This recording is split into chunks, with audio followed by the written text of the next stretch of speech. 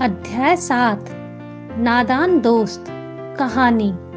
प्रस्तुत पाठ में लेखक ने बाल मन में उठने वाले विचारों का वर्णन किया है।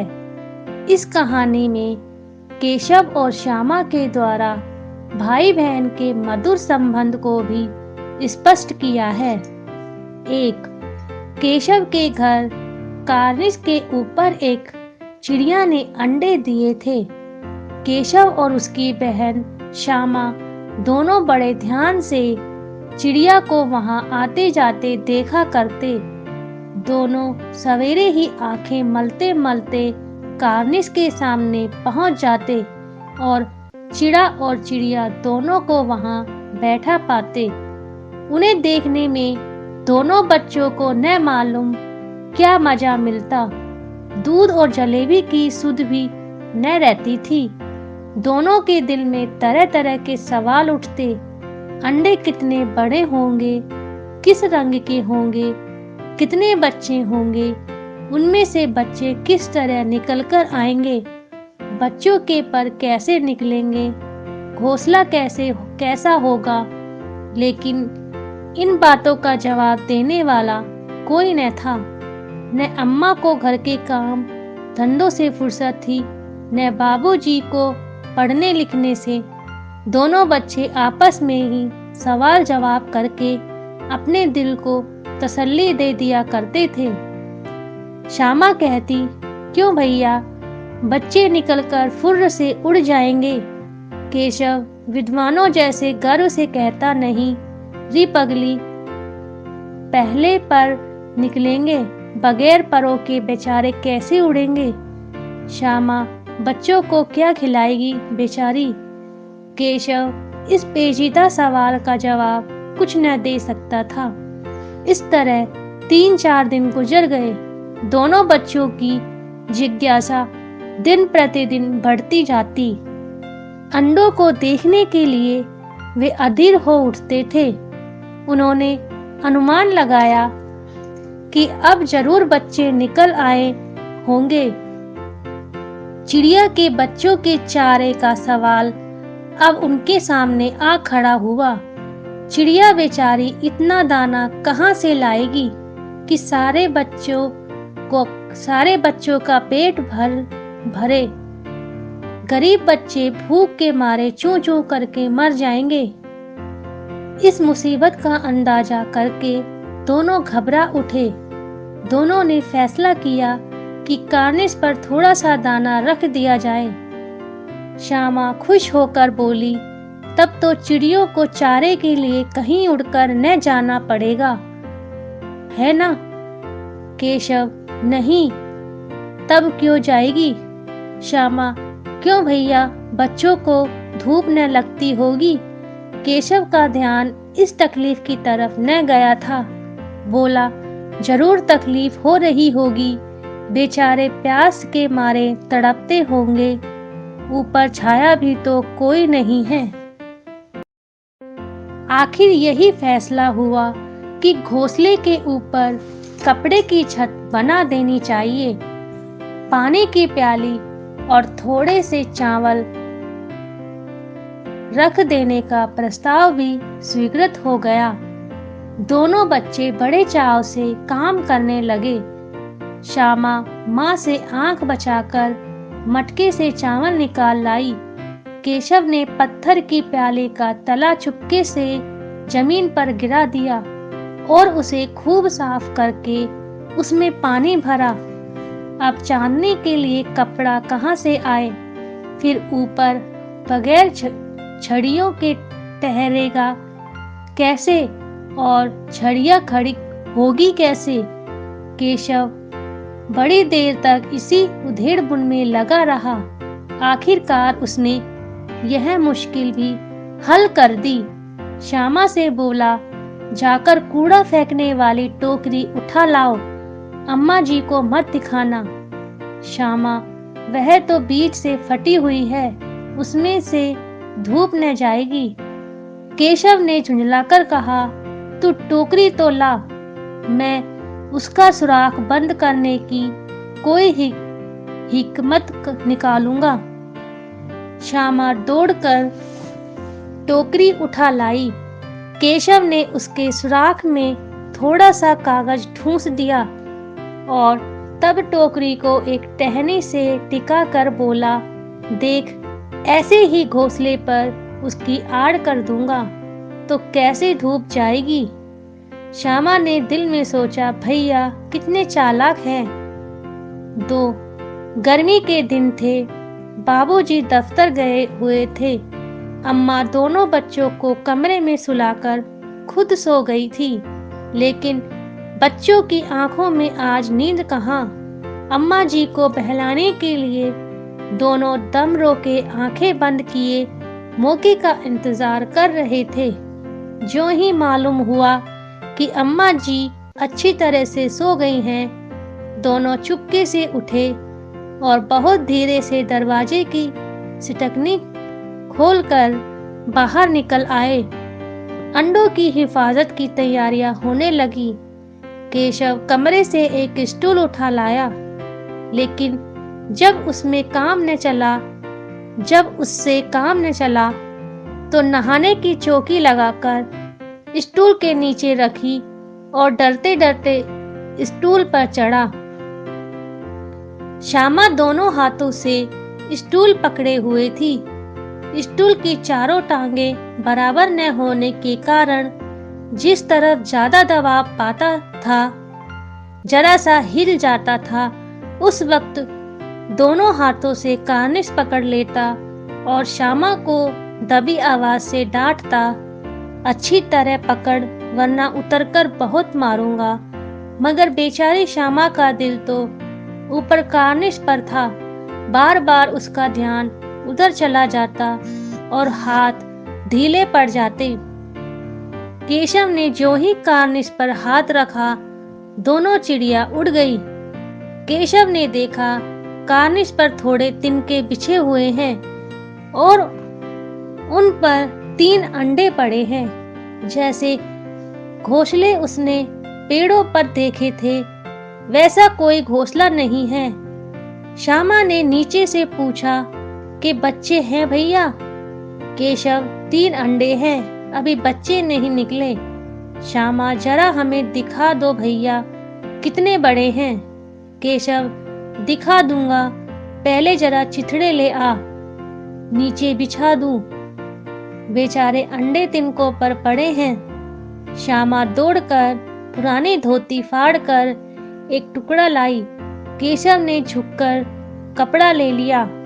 उसकी कई तय करके उसने एक गद्दी और उसे तिनकों पर बिछाकर तीनों अंडे धीरे से उस पर रख दिए। श्यामा ने फिर कहा, हमको भी दिखा दो भैया। केशव, दिखा दूंगा, पहले जरा वह टोकरी तो दे दे, ऊपर छाया कर दूं। श्यामा ने टोकरी नीचे से थमा दी और बोली, अब तुम उतर आओ, मैं भी तो देखूं। केशव ने टोकरी को एक टहनी से टिकाकर कहा, जा दाने और पानी की प्याली ले आ, मैं उतर आऊं तो तुझे दिखा दूंगा। श्यामा प्याली और चावल भी लाई। केशव ने टोकरी के नीचे दोनों चीजें रख दी और आहिस्ता से उतर आया। श्यामा ने गिड़गिड़ाकर कहा, अब हमको भी चढ़ा दो भैया। केशव, तू गिर पड़ेगी। श्यामा, न गिरूंगी भैया, तुम नीचे से पकड़े रहना। केशव, ना ना, कहीं तू गिरा पड़ी तो अम्मा जी मेरी चटनी ही कर डालेगी, कहेगी कि तूने ही चढ़ाया था। क्या करेगी देखकर, अब अंडे बड़े आराम से है, जब बच्चे निकलेंगे तो उनको पालेंगे। दोनों चिड़िया बार बार कार्निश पर आती थी और बगैर बैठे ही उड़ जाती थी। केशव ने सोचा, हम लोगों के डर से नहीं बैठती। स्टूल उठाकर कमरे में रख आया। चौकी जहाँ की थी वहां रख दी। श्यामा ने आंखों में आंसू भरकर कहा, तुमने मुझे नहीं दिखाया, मैं अम्मा जी से कह दूंगी। केशव, अम्मा जी से कहेगी तो बहुत मारूंगा, कह देता हूँ। श्यामा, तो तुमने मुझे दिखाया क्यों नहीं?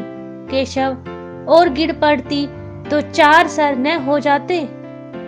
श्यामा, हो जाते, देख लेना, मैं कह दूंगी।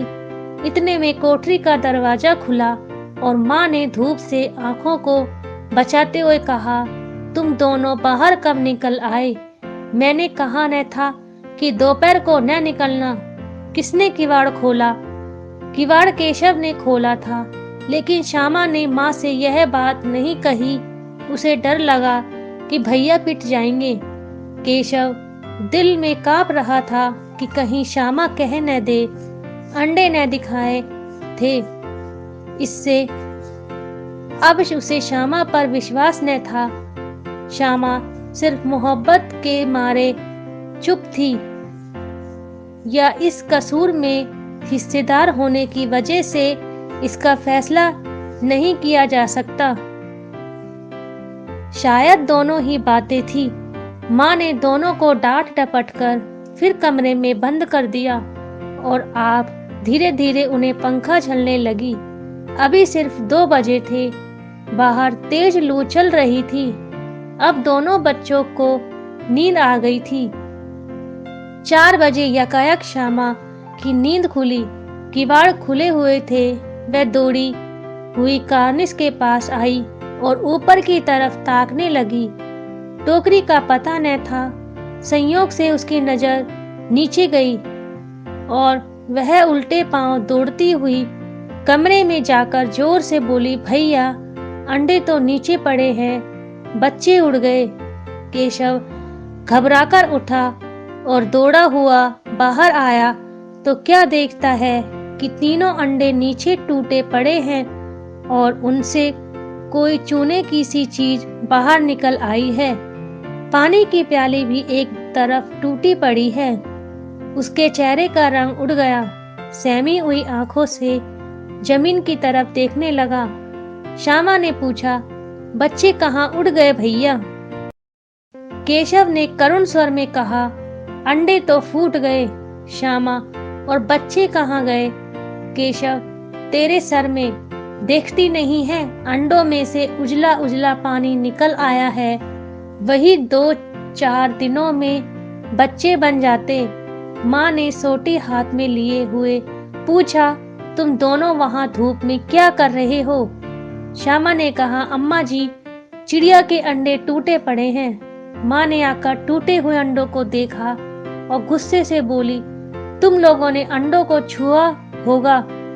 अब तो श्यामा को भैया पर जरा भी तरस न आया। उसी ने शायद अंडों को इस तरह रख दिया कि वे नीचे गिर पड़े। इसकी उसे सजा मिलनी चाहिए।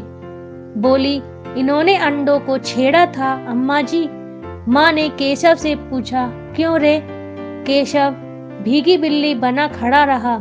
माँ, तू वहां पहुंचा कैसे? श्यामा, चौकी पर स्टूल रखकर चढ़े अम्मा जी। केशव, तू स्टूल थामे नहीं खड़ी थी?